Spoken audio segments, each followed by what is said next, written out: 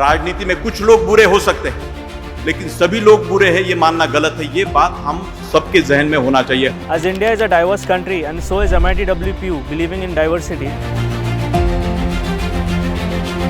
अलग अलग values and opinions and ideas लोगों के आना बहुत इंपॉर्टेंट है, स्पेशली इन कॉलेज लेवल। पूरी पर्सनालिटी एक आइडियोलॉजी पे बेस्ड होती है। भारत की विभिन्नता एवं संप्रभुता को ध्यान में रखते हुए हमें किसी एक तरफ की तरफ ज़्यादा झुकाव रखना ये उचित नहीं है। एक तो ऐसा होता है कि कोई कॉन्क्रीट विचारधारा नहीं होती है, एंड जैसे जैसे हम बड़े होते हैं, जैसे हम as we grow we catch up to things जो हमारे बड़े कहते हैं, जिसे हम सुनते हैं, the people we are influenced from. This is how we get what to think and what is right and what is wrong. हमें एक समावेशी को ध्यान में रखते हुए, एक इक्वालिटी को ध्यान में रखते हुए कि किस तरीके से काम होना चाहिए।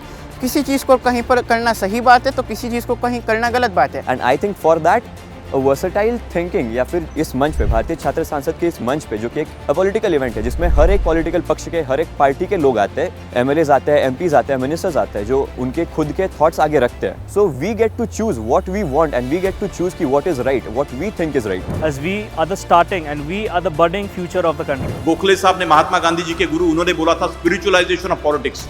हमें राजनीति को बदलना है तो अध्यात्म की बात, जो विज्ञान और अध्यात्म की भी जैसे बात होती है वैसे अध्यात्म और पॉलिटिक्स की भी बात होनी चाहिए। हर एक पार्टी ट्राई करती है कि अपनी आइडियोलॉजी, अपनी स्ट्रीम की तरह अपनी पॉलिसीज इंप्लीमेंट करना। और ये बहुत इम्पोर्टेंट है कि हम अपने सोच को एक ही दिशा में सीमित ना रखें, उसको हम आगे बढ़ाएं, उसको हम एक्सपैंड करें। तो इस क्षेत्र में अलग अलग लोगों का अलग अलग मानसिकता बहुत ज़्यादा आवश्यक है।